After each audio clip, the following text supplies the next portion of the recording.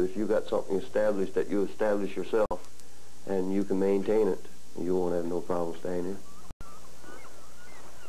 I am a strong believer that you have to go back in the past in order to survive in the future. You have to go back and do exactly the same thing that our forefathers have done in the past.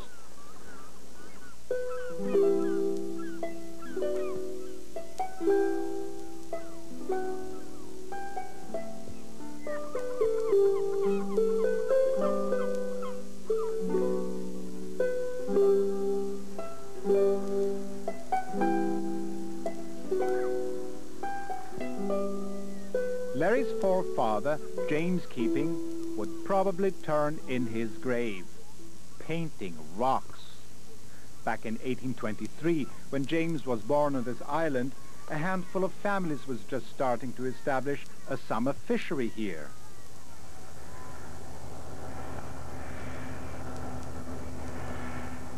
The islands were covered with forests. The waters around them teemed with fish. Nobody came here for rocks.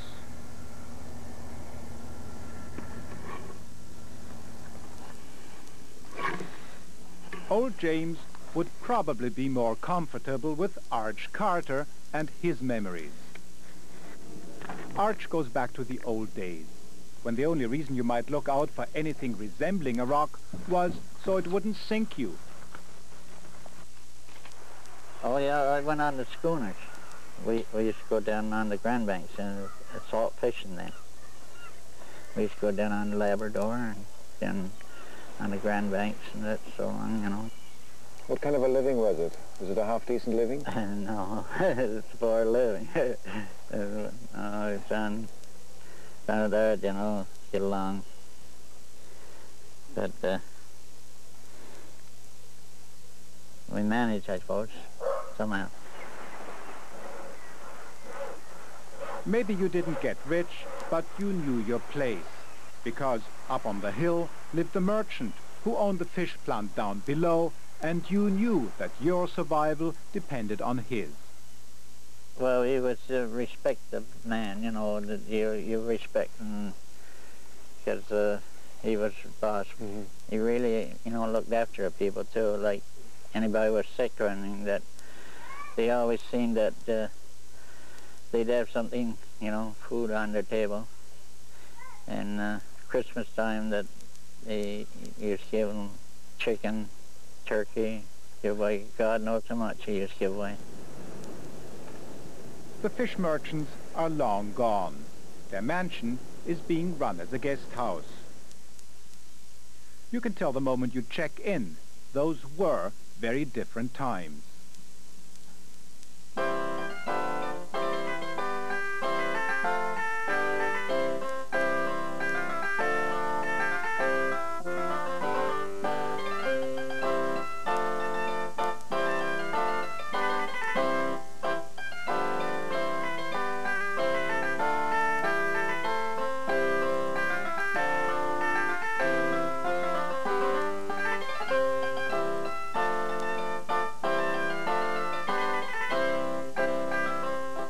And here in the family albums is the rest of the story. The plant kept growing.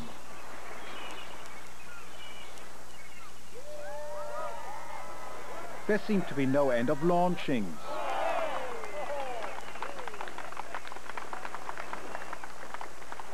And there was work, work, and more work. But it couldn't go on forever. In 1982, the merchant empire went bankrupt. It was time for Arch to retire into his garden of memories. A different age had come to an end.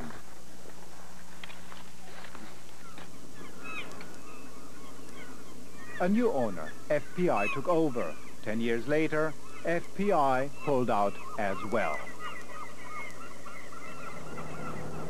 For the first time in more than 100 years, the people of Ramea were on their own.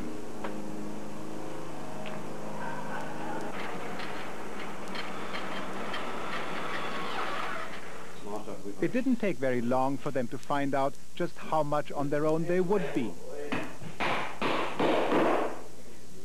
This is where Ramea's grade 6 students are going to school for the 4th year in a row. On the ground floor of the Masonic Lodge. Their school burned down the same year the plant closed. It took outside authorities 3 years to approve construction of a new school. Like everyone else around here, Mayor Lloyd Rossiter got the message. Well, I guess in the back of everybody's mind right from the beginning is the fact that somebody would like to see everybody pack up and move. And the longer we can delay things, then maybe that will convince people that it's a lot easier to be somewhere else.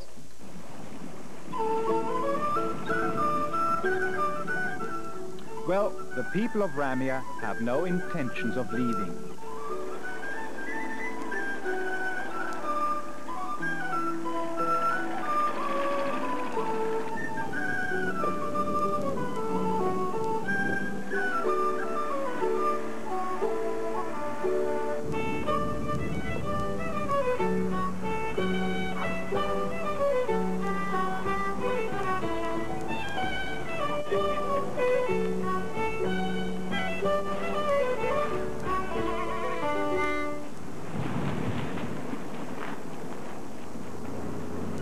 They took over the plant.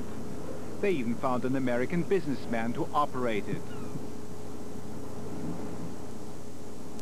Once a week or so, some lumpro comes in, or a catch of redfish or skate. Enough for a few hours' work, a couple of days when they get lucky. The business administration course. But up in his office above the plant, Economic Development Officer Tom Hutchings is looking for more. He wants the very stuff that makes Ramea tick.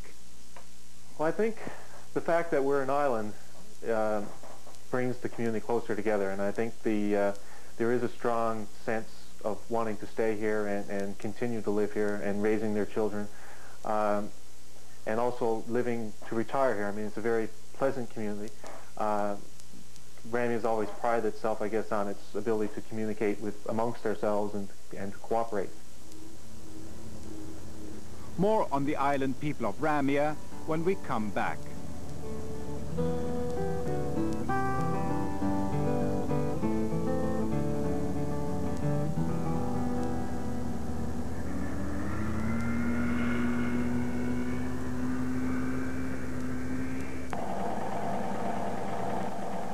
Grace Rose was the last to expect that the rediscovery of what Ramea is all about would make much difference to her life. She's a widow on a pension who happens to love quilting.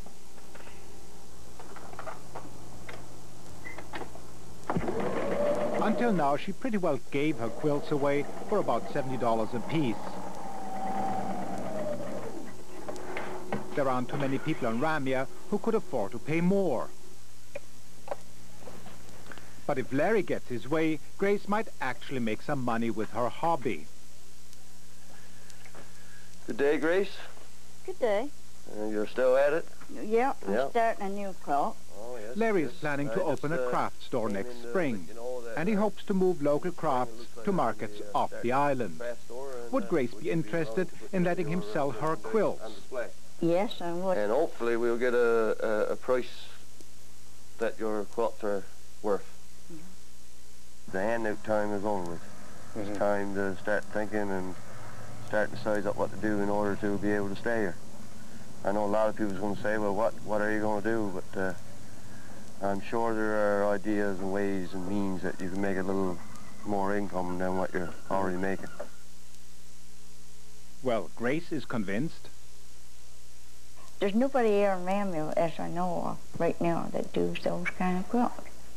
So this could be the beginning of something? Could be, yes, because if I could get a market and somebody else wanted to try it, you know, there's people here who might be willing to come in and show the people what they're out to do this stuff.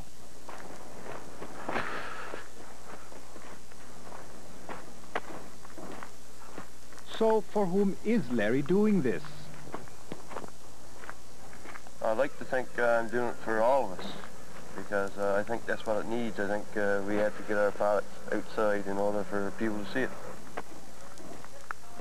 Now, don't get things wrong. Larry isn't known around here for someone who was born with a halo. He's a rogue who spent a lot of nights drinking too much and causing all kinds of trouble. A different community might have written him off a long time ago.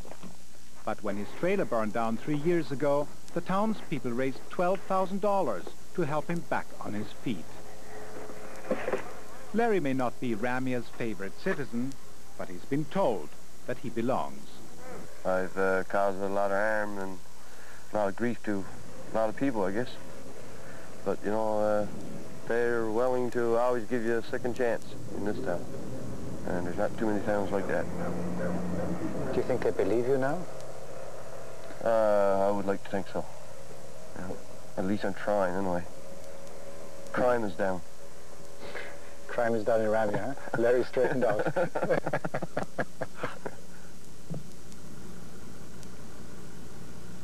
You hear it said all the time. What's happened to the fishery and what's happening to the fishing communities around the province is the end of a way of life. But even when there still was plenty of fish, it was already getting difficult to pin down just what that way of life is.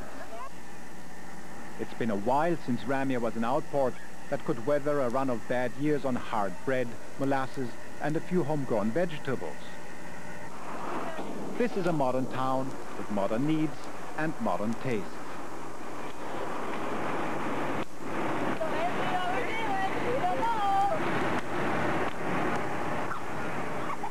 The music that strikes up around here when evening breaks is no longer just that of the accordion or the fiddle. There's the music of a new generation.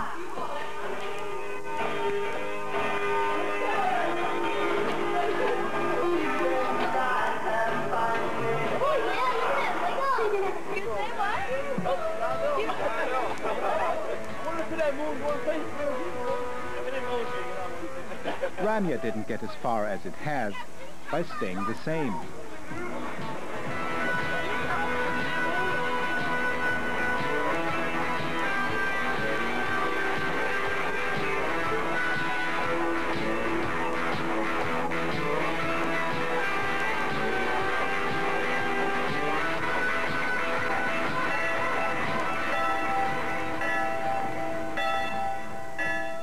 There was a time when the local church was crowded on Sundays.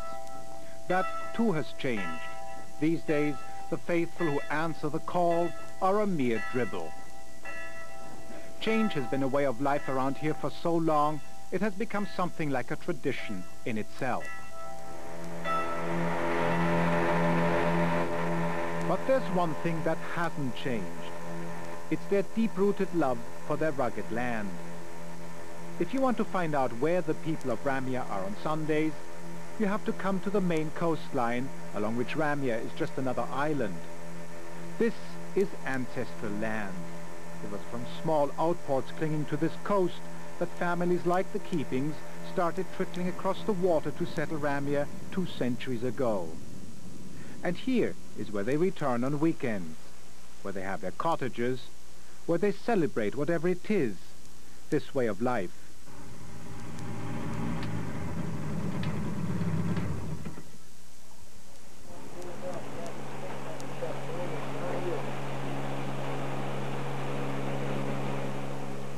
In the summertime, this place is jammed. You know, people got the kids up here and families, and this is where they come.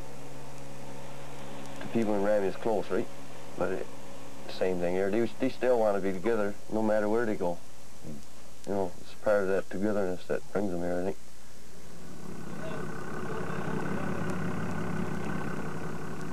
It's early morning. A lone longliner is hauling a catch a few miles off Ramea. It's part of an experimental fishery to determine just how much fish is out there, to get a reading of the future.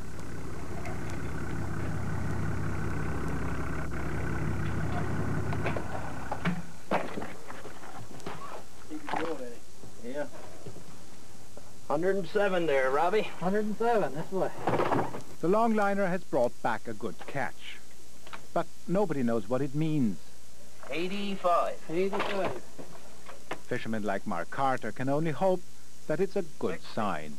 60. It looks good anyway. There's 2 fish getting around, more than there was when we give up. They're bigger what we caught in the spring there too. Larry, meanwhile, is off to work.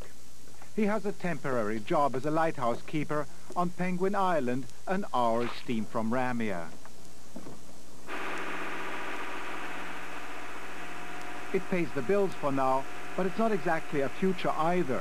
More and more lights are being automated, and Penguin Island may be next on the list.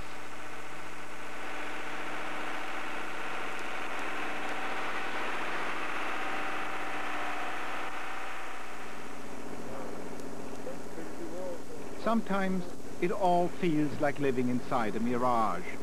It's hard to tell what's real and what isn't. In the end, all you can rely on is your heart. People will leave, but the people that are remaining will make this town survive. I have no intentions of leaving here.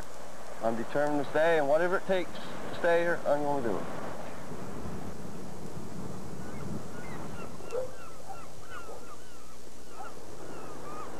Old James would approve. You can just see him and the other ancestors nod and agree that nothing survives without changing.